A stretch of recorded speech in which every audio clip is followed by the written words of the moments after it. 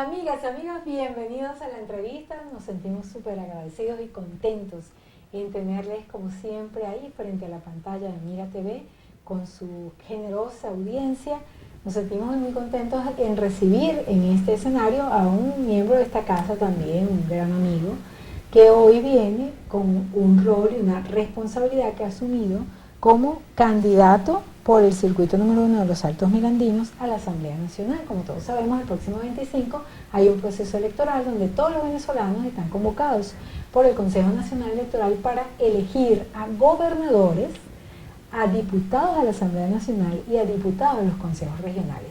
Estos cargos son fundamentales para el desarrollo, para la vida de las personas y para, obviamente, y eso es lo que esperamos todos, que mejoren las cosas en Venezuela, porque son cargos que van directamente, en el caso de los gobernadores a nivel ejecutivo y en el caso de los legisladores para regir pues las leyes, para mejorar las posibilidades de desarrollo a través de una legislación y de un control y de una contraloría, que son parte de los roles que tienen los diputados. Está con nosotros un distinguido amigo, como les decíamos, el profesor Pedro Vicente Rodríguez Calderón, quien ha tenido pues durante muchísimo tiempo, no es un político tradicional, mejor dicho, su hoja de vida combina títulos de pedagogía alternativa, estudios en derechos humanos, experiencias como defensor, delegado, además exdirector electoral, viceministro de Educación, ha sido rector de 2 universidades, una cada una, en diferentes tiempos, y actualmente rector de la UTANCA, que es una universidad realmente muy importante en nuestra región de los Altos Mirandinos. Profesor Pedro, muchas gracias por estar aquí, tomar de su valioso tiempo y bueno, escaparse con su equipo de prensa, quienes valoramos y apreciamos muchísimo, con Sonia Sánchez, para estar con nosotros y hablar con la gente acerca de su propuesta. Bienvenido. Bueno, gracias por la invitación y ya hoy estamos en el cierre de la campaña prácticamente. Sí. De hecho, bueno, fíjese que usted va a cerrar la entrevista prácticamente como parte de los candidatos que tienen la opción. A partir ya después será, bueno, mira, el trabajo person to person, ¿no? Que es importante. Sí, bueno, nosotros nos hemos ido desplegando primero por el territorio, por supuesto, que ya lo veníamos haciendo desde ese tiempo, porque bueno, ese siempre ha sido como nuestra cotidianidad, estar escuchando a la gente, hablando con la gente, visitando a la gente. Y lo veníamos haciendo sin pensar que íbamos a ser candidato a algo, porque bueno, se dio un proceso interno dentro del Partido Socialista Unido de Venezuela, donde milito, de consulta a las comunidades, y las comunidades en asamblea colocaron nombres, y entre esos nombres colocaron el de Pedro Vicente Rodríguez Calderón, que salió repetido en varios municipios de acá de los Altos, en los 3 municipios de los Altos Mirandinos, incluso en otros municipios del estado Miranda también. Barlovento. En Barlovento salió también en algunos sitios, porque bueno, me mandaban las fotos de los pizarrones, en los valles del Tuy también, en Petare. Pero bueno, en todo caso se decidió por varios instrumentos. Uno era esa consulta, que yo pudiera acompañar a la compañera Carolis Pérez, que va como candidata principal por el circuito, junto con Luisa González, son 2 mujeres que van como candidatos principales, y Franklin Ramírez y yo estamos acompañando a esas candidaturas como su suplente. Ok, ahora esto es una responsabilidad y usted la asume, ¿no? Asume ser candidato una vez más, porque sabemos que también es diputado actualmente. Sí, actualmente soy diputado suplente también. Ahora, ¿cuál sería, digamos que la vertiente fundamental que usted esgrimiría ya o esgrime ya en estas últimas horas para solicitarle el voto a la gente? Porque ya no es porque un partido político pues decidió que usted podía ser un buen candidato, sino que ya sería diputado de todas las personas. Así es, y bueno, hay 2 razones fundamentales o 2 propuestas fundamentales. Una tiene que ver con nuestros derechos humanos, ¿no? Con nuestros derechos a una vida en paz, a una vida con seguridad, una vida con buenos servicios, una vida que cada día tenga mayor calidad para nosotras y nosotros, para los habitantes de estas comunidades.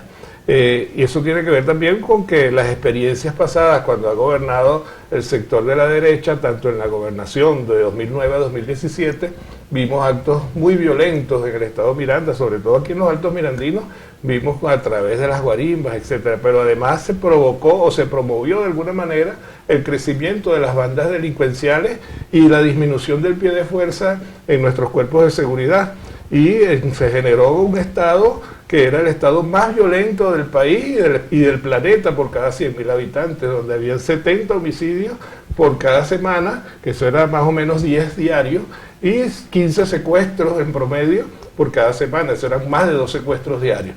Y esa realidad no queremos que vuelva entre la violencia política y la violencia delincuencial que ocurrió y que fue aupada después en el 2015, cuando ganó la derecha también la Asamblea Nacional, que por cierto en ese periodo de 2016 a 2020 solamente se aprobó una sola ley.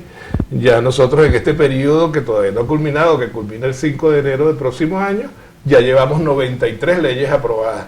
Recientemente, esta semana, se aprobó la ley de las 7 transformaciones, que es el nuevo plan de la patria que se tiene para este nuevo periodo. Falta ahora que sea avalado por el TCJ y de él ejecútese por la presidencia. ¿Qué significa eso para las personas, esas leyes? Que expliquen un poquito de qué se trata. Bueno, ahí voy a la segunda parte, que es la ley de las 7 transformaciones, que es algo que también hemos venido motorizando en el debate con las comunidades y con los distintos sectores del país, para transformar el país en lo que se requiere para estos nuevos tiempos. La primera transformación que se plantea allí es la de la economía venezolana, la economía nacional, que venimos de un país de ser netamente rentista de la renta petrolera, y que vimos cuando nos sometieron a las medidas coercitivas unilaterales cómo bajó de 4.000 millones de dólares que recibía mensualmente el Estado a 40 millones, o sea, es como alguien que cobra 4.000 bolívares y le bajan el sueldo a 40 bolívares, o sea, cómo se le genera una situación compleja en la economía familiar, en este caso en la economía del Estado venezolano. Y que ahora, bueno, hemos ido diversificando la economía, pero para ello, bueno, hay que trabajar con todos los sectores. Yo estuve reunido esta semana por un sector empresarial de esta eje de los Altos Mirandinos, incluso vinieron algunos compañeros también de los Valles del Tuy, y escuchando sus propuestas, escuchando sus iniciativas, pero más allá de eso, con nuevas propuestas que tienen que ver con los modelos de emprendimiento que se están generando, que son importantes para el resurgimiento, el tema del sector agrícola, del sector de los insumos primarios, etc. Ahora, en el tema económico, muchos expertos aseguran que lo importante es la confianza y que necesariamente para que Venezuela salga adelante se necesita y se requiere inversión extranjera. Sí, es en parte cierto, pero también es cierto que si no tenemos seguridad, que es una de las cosas que ya podemos garantizar. Que generaría confianza, obviamente. Con inseguridad, en los tiempos de la violencia, aquí después de las 3 de la tarde en ninguna comunidad del Estado Miranda había nadie, porque la gente se resguardaba porque tenía miedo. Yo fui a una comunidad que me decía, mire, yo no salía después de las 2 porque aquí había balas por todos lados. Y entonces es un tema, cómo se promociona el turismo, que aquí hay grandes potencialidades en Miranda y en todo el país. Si la gente no va a venir, ¿cómo va a venir una inversión extranjera? Por ejemplo, en Barlovento. En Barlovento, que es una zona Barlovento se deprimió totalmente con el tema de la inseguridad. Porque ¿Y actualmente? Ahí hay 2 potencialidades, que es lo agrícola y lo turístico. Actualmente ha ido recuperándose. Yo con cierta frecuencia voy a Higuerote y veo cómo va la afluencia aumentando cada vez que hay un fin de semana largo, una temporada de vacaciones, etc. De verdad que, y además se ha recuperado la vialidad, se ha recuperado una serie de condiciones mínimas para el desarrollo turístico, pero por otro lado también el tema de los rubros agrícolas también se han ido mejorando, no solamente en Barlovento, sino también aquí en los Altos Mirandinos. Yo estuve visitando con la experiencia ahora de las comunas y de las consultas que se hacen para sus proyectos priorizados, vemos cómo ellos resuelven un problema de infraestructura en su comunidad, pero con su buena administración de esos recursos, además de resolver ese problema, invierten en un proyecto productivo. Y entonces vemos que están sembrando café, están colocando algunas plantas procesadoras o torrefactoras para ya incluso empaquetar su café procesado. O sea, vemos experiencias interesantes que van llevando a que ese autogobierno sea sostenible en el tiempo. Es decir, yo siempre he pensado, por ejemplo, en el caso del cacao, que hay países donde hay negocios que dicen, mira, chocolate con cacao venezolano. Y a mí me impacta muchísimo eso, que no se haya desarrollado esa industria del chocolate acá, que precisamente en el área de Higuerote, de Barlovento, en líneas generales, es históricamente una tierra fértil para el cacao. Sí, en el ramo del cacao, bueno, yo lo conozco más o menos bien, porque bueno, tú sabes que yo soy originario de Barlovento, incluso cuando estaba en la otra universidad creamos ahí un posgrado en cacao, el primero que existe en el país. ¿Se mantiene ese posgrado? Se mantiene, ya tienen algunos egresados con algunas experiencias importantes, pero en el marco de ese posgrado logramos acompañar a algunos productores que tenían buenas prácticas en la poscosecha, lo que se llama la poscosecha, que es la fermentación, el secado, el tratado posterior de recoger la mazorca de cacao y desgranarla, ese tratado posterior que a veces lo secan en el asfalto y eso le genera una situación de unos químicos innecesarios al cacao y que les dañan la calidad del producto. Bueno, esos que tienen buenas prácticas logramos que lo consiguieran con el SAPI, su denominación de origen, y eso le da un mayor valor agregado a nivel de exportación. Y a nivel de exportación, a nivel sanitario, etcétera, ¿no? Porque, bueno, tienen cómo demostrar que sus prácticas son hechas con los cajones de fermentación adecuados, con los patios adecuados, etcétera. Y después la industrialización de esas semillas. La transformación de eso. Para eso. Hay algunas experiencias privadas y públicas que se han ido realizando. Yo fui fundador de una empresa pública, pero que bueno, en algún momento su directiva después desvió los procesos administrativos correspondientes y ahorita se está en recuperación, que es Cacao Derí, pero también existe el chocolate guacamaya y el malembe que todavía se produce allá en Barlovento. Pero así mismo se está haciendo con el café. El café también es un rubro que en Miranda se había dejado de producir, se había abandonado y se ha ido retomando en estos últimos años. Incluso llegó a ganar un premio de ser el mejor café premium que tenía entre varios cafés. Trujillo tiene fama, pero Miranda quedó de primero en una de esas competencias, ¿no? O sea que hay potencial en esa... Mucho. Miranda tiene mucho potencial. La posibilidad de crédito, profesor, créditos para esas áreas. Sabemos que el crédito es una posibilidad para el desarrollo también de los pueblos. Aquí se ha deprimido mucho, por lo menos a nivel privado. Claro, se han dado financiamientos en varios momentos. Yo recuerdo, alguna vez yo fui director del INSE Miranda, hace ya 20 años más o menos, y estaba la misión Vuelvan Caras, ahí se generaron muchos créditos. Sin embargo, en ese tiempo había mucha plata en el país y la gente desvió muchos de esos financiamientos. Yo recuerdo que yo fui a visitar a una señora en Barlovento, se puso una planta procesadora de plátano y se le dio crédito a los productores para que sembraran más hectáreas de plátanos, para que les arrimaran a la fábrica, a la procesadora. Bueno, una señora que le dieron para 80 hectáreas, bueno, ella sembró 10. Pero bueno, eran 80, ¿por qué no sembraste las otras 70? Bueno, pero ya yo pagué mis créditos. ¿Pero cómo lo hiciste? Bueno, porque yo compré unos taxis y puse una línea de taxis. O sea, se desvirtúa a veces en los recursos, ¿no? Eso sucedía mucho cuando había mucho dinero. Ahorita en tiempos de crisis eso ha cambiado. En tiempos de limitaciones económicas eso ha cambiado. La gente ha aprendido a administrar hasta el último centavito que tiene con el recurso que va y más bien lo rinde más. Esa lógica ha cambiado bastante. Ahora, como profesor y toda esa experiencia que tiene pues de más de 4 décadas en el mundo académico. 4 décadas y media. Bueno, eso es muy importante. Todo tiempo cuenta, ¿verdad? Toda experiencia. Claro. Ok, ahora bien, usted siempre ha comentado que la educación puede transformar la política. ¿Cómo se inscribe este postulado en su realidad actual, en esta posibilidad que tiene de volver a ser diputado? Quizás pues la incidencia que tiene, porque sabemos que tiene todo un historial pues en el mundo del gobierno actual. Entonces, ¿cómo se inscribe ese postulado y esa posibilidad? Incluso para solicitar el voto, ¿cómo usted lo explicaría?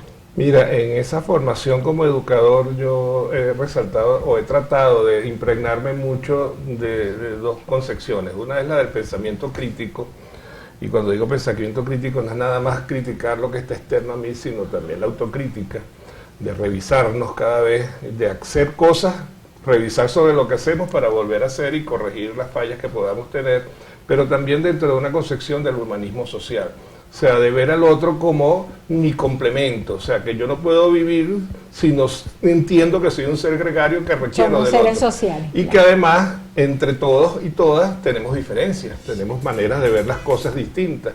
Y espero que eso más bien nos complementa, eso no nos debe separar, eso más bien nos debe unir. Y entender eso de esa manera nos ayuda por un lado a tener o a entender también que debo utilizar distintas estrategias pedagógicas cuando voy a dar clases, que todavía doy clases en la universidad, pero además entender que yo no soy el dueño de la verdad absoluta. Y eso nos ayuda a que podamos buscar puntos de encuentro que nos hagan avanzar hacia adelante. Yo creo que eso es la manera de que entendamos eso los seres humanos, ayuda a que la sociedad pueda caminar en conjunto dentro de esa megadiversidad que tiene. Fíjese que hace poco leí un artículo publicado por usted en el famosísimo portal de noticias Gente de Hoy, que hablaba del ego. ¿Sabe que siempre he visto, bueno, yo como periodista también tengo mis 4 décadas ahí encaminaditas trabajando, y he visto a muchísimas personas que se transforman, o sea, son seres humanos que son chéveres, son tratables, no sé qué, de repente le dan un cargo y ya son otros. Y en muchos casos les he dicho, mire hermano, eso no es un título universitario, eso es un cargo pasajero, la silla donde usted se siente y el escritorio no es suyo, es del pueblo, de su institución, y usted se debe al servicio. Los cargos son circunstanciales. Pero el ego juega su papel fundamental. ¿Qué mensaje le da usted a toda esta gente que está a punto de ser electa? Porque algunos no van a ganar, pero otros sí, van a ser diputados, van a ser gobernadores. Relacionado con esa visión del ego, en la próxima parte de la reflexión de nuestro invitado.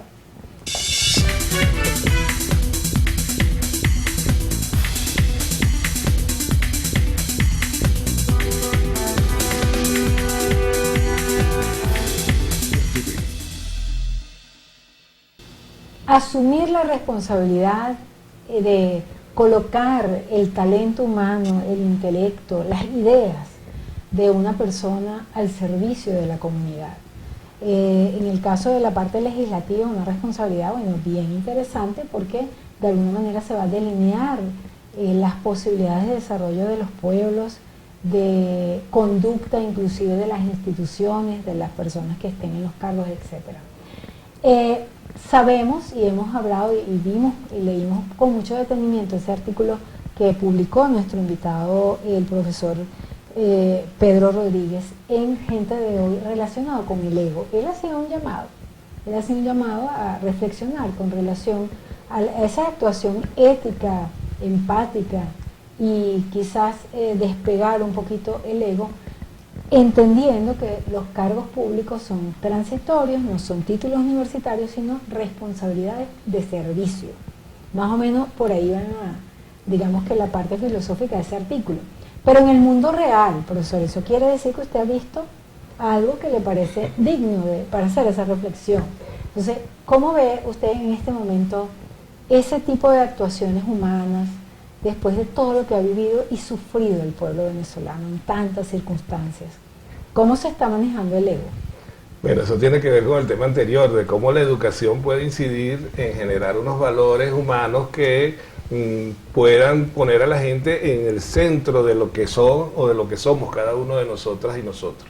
Y no ver al otro como inferior o superior a nadie. O sea, todos tenemos igualdad en derechos, pero tenemos una diversidad de miradas y de ver las cosas desde nuestras verdades, desde nuestros marcos de creencia. Y bueno, además que me ha servido mucho ese ejercicio, que ya tengo más de un año escribiendo para Gente de Hoy, que es bien sabroso el ejercicio. Todos los martes publicamos alguna reflexión sobre lo que hemos aprendido de esta vida, sobre nuestros propios errores incluso, ¿no? Y lo vemos a diario a veces con gente muy cercana a nosotros en algunas ocasiones, que asumen algún cargo o asumen algún uniforme o asumen algún carnet y ya creen que tienen un poder superior al otro y que miran al otro de una manera distinta, ¿no? E incluso cuando el usuario de ese servicio que está esa persona para darlo va a solicitar algo, lo tratan de una manera incorrecta e inadecuada, a veces hasta por cualquier cosa, otras veces porque, bueno, obstaculizar los procesos puede generar un ingreso adicional que ya pisa la parte de la corrupción y que por supuesto es incorrecto. Y eso lo vemos en muchas instituciones, lo vemos desde hace muchos años también, no es una cosa novedosa lo que yo estoy diciendo, sino que sencillamente sigue ocurriendo lamentablemente, y que es una de las cosas que tenemos que nosotros trabajar un poco con nuestras reflexiones, pero también con los procesos educativos del sistema. Que toca también un poquito el tema de los derechos humanos, porque quienes están obligados a respetar y a velar porque los derechos humanos sean pues obviamente lo mejor para las personas son los funcionarios públicos que tienen el poder del Estado en sus manos. Claro, debemos ser el primer modelo, el primer ejemplo a dar para eso. O sea, a veces uno dice, mira, no pueden andar 3 o 4 personas en una moto, pero entonces tú ves un policía con 2 personas de parrillero. O sea, ¿cuál es el modelo que estamos viendo? ¿Cuál es el ejemplo que estamos viendo? Si el funcionario público, que debe ser el primero que dé el ejemplo, hace todo lo contrario a lo que supuestamente está propiciando, o él debe estar cuidando, velando que se cumpla. El respeto a la dignidad humana, el trato correcto a los usuarios de las diferentes instituciones. Eso se puede legislar, se puede normar, se puede hacer algo desde el rol de diputado para que todos los funcionarios cumplan con su deber y sean buenas personas con los usuarios. Por supuesto, es que la dignidad humana no es otra cosa que los derechos fundamentales del ser humano. O sea, el respeto a los derechos fundamentales, el derecho a la vida, el derecho al trabajo, el derecho a asociarse, el derecho a tener una vivienda digna, el derecho a tener servicios dignos. Esos son los derechos humanos y derechos fundamentales. El derecho a participar políticamente en una elección, tanto como ser elegido o elegir a alguien. Esos son derechos que tenemos los seres humanos. Sobre eso se avanzó bastante con nuestra Constitución actual. Pero esa Constitución ya data de 25 años, entonces a lo mejor hay que hacer algunas legislaciones que consoliden más esos procesos que tienen que ver con la dignidad humana, con los derechos fundamentales. Ahora, usted acaba de mencionar precisamente lo que nos ocupa, que es el próximo proceso electoral, donde sabemos que en Venezuela hay desconfianza en las instituciones, hay mucha gente que no quiere ir a votar, mucha gente que incluso no sabe que hay elecciones.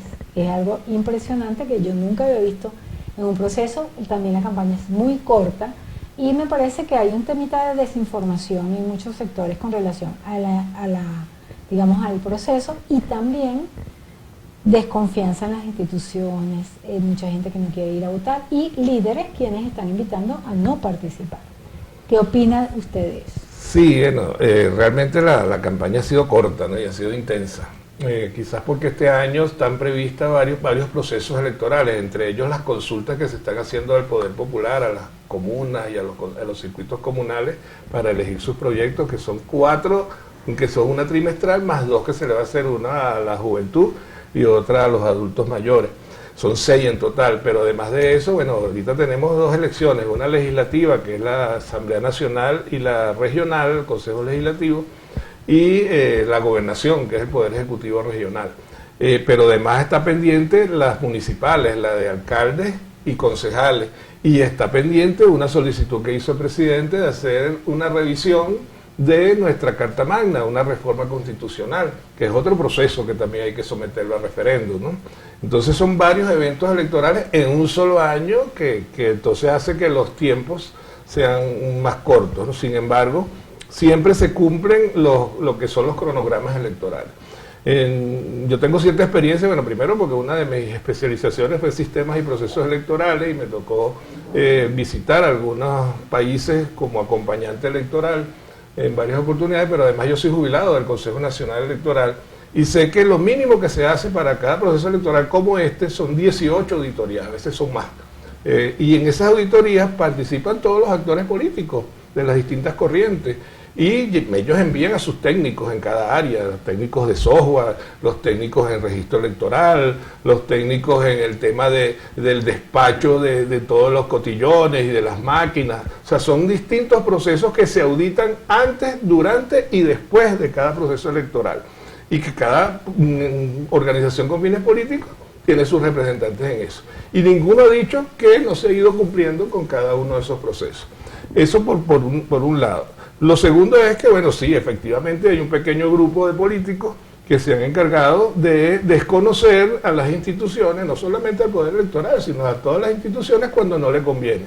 Las veces que ellos ganaron, o que han ganado alguna gobernación, que ganaron un referéndum, que ganaron la Asamblea Nacional en el 2015, ahí sí funcionaban las instituciones, ahí sí era válido el proceso. Pero las veces que pierden, hacen un desconocimiento, ha sido su normativa general. Sin embargo, algunos de ellos parece que están divididos porque algunos de ellos ahorita están participando. O sea, no todo ese sector que tuvo unas actitudes muy fascistas el 28 de julio, donde amenazó y le marcó la casa a alguna gente.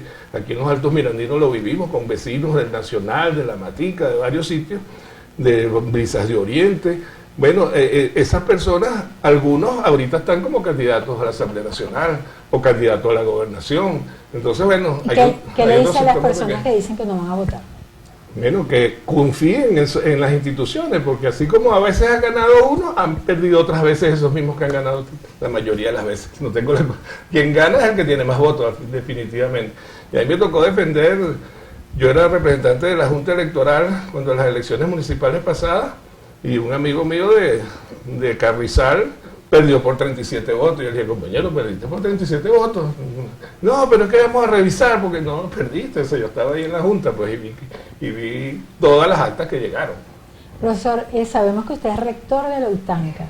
De llegar a ser beneficiado con el voto popular y, bueno, ser ahora de nuevo diputado, ¿cómo va a ser con esos cargos? ¿Cómo va a seguir en ambos? ¿O va a tratar de pues irse por otro camino?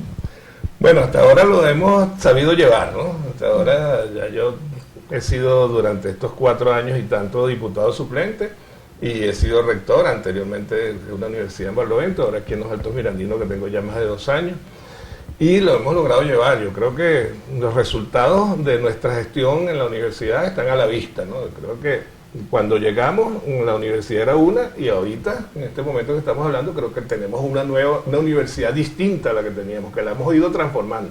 Creo que falta mucho por hacer, pero para lo que conseguimos después de la pandemia, después del abandono de tener un solo día de clase, de tener nada más 3.000 estudiantes, ahora tenemos 6 días de clase, mañana, tarde y noche, tenemos el doble de estudiantes, la matrícula se nos duplicó de 3.000 a 6.000, y la proyección es que para el año que viene vamos a llegar a 9.000. ¿Cuántos actos de grado hacen? Tenemos nuevos programas, hacemos 2 actos al año. Para ahorita tenemos 1.100 estudiantes que se van a graduar en julio, y después tenemos que ver la proyección para diciembre, cuántos más van a ser. O sea que tenemos una cantidad de profesionales que egresamos todos los años, que ha ido creciendo, así como ha ido creciendo la matrícula, así como hemos ido creciendo en las ofertas académicas que estamos proponiendo. Ahorita tenemos un programa nuevo que arranca en septiembre, procesamiento y distribución de alimentos, una ingeniería. En cuanto a la autonomía universitaria, ¿ustedes tienen autogestión? ¿Hay posibilidades de crecimiento sí, mira, desde adentro del universidad? Cuando yo llegué, me alegré mucho porque empezó a llegar recursos nuevamente, porque bueno, como te dije hace rato, había bajado la renta petrolera casi a 0, y las universidades estuvimos más de 3 años sin recibir recursos. Hace 2 años y algo, en el 2023, yo llegué en marzo de 2023, ese mismo marzo empezó a llegar recursos a las universidades. Lo único que ese recurso, que llegó en bolívares, que eran más o menos $12.000, es el que sigue llegando en este momento, porque bueno, pensábamos que iba a haber un crecimiento este año con las empresas petroleras que había llegado como Chevron, pero bueno, volvieron a cancelar la licencia que le habían dado, y eso generó otra vez una baja que se está recuperando nuevamente. Esperamos que eso se nivele pronto, pero nosotros, sin embargo, con recursos o sin recursos, hemos mantenido la universidad funcionando con buenos servicios, recuperando los espacios, porque bueno, también generamos algunos ingresos propios que nos permiten tener cierto oxígeno. ¿En qué beneficia a la universidad que usted sea diputado? Mira, yo no sé si beneficie mucho a la universidad, pero la idea es que yo puedo ser útil a la comunidad. Y desde la Asamblea Nacional pudiéramos ir viendo temas que tengan que ver con la legislación que está obsoleta en materia del sector universitario. Tenemos una ley de universidades que es de 1971, por ejemplo. Y bueno, se empezó ese debate en este periodo, pero no se ha continuado. Yo aspiro que se retome ese debate, porque la Ley Orgánica de Educación que existe se aprobó en el 2009, que por cierto yo era viceministro de Educación en ese tiempo, y nos tocó ir a debatir esa ley por todo el país. Pero después de esa Ley Orgánica de Educación de 2009, debió ocurrir una ley especial para el subsistema de educación básica que se plantea en esa ley y el subsistema de educación universitaria. Eso hay una deuda con eso. Y esas leyes, que se hagan esas leyes, que se avance con ese tema, ¿en qué beneficia, por ejemplo, al salario de los educadores? Bueno, esas leyes no tienen directamente que ver con el salario de los educadores. El salario de los educadores es el mismo salario de toda la administración pública nacional, no es nada más de los educadores. Yo soy educador desde hace 45 años, mi esposa también, y nunca hemos tenido excelentes salarios. Mejoró bastante en los tiempos de que Chávez estaba vivo y que el petróleo logró recuperar su valor en el mercado internacional y que generó muchos ingresos al país.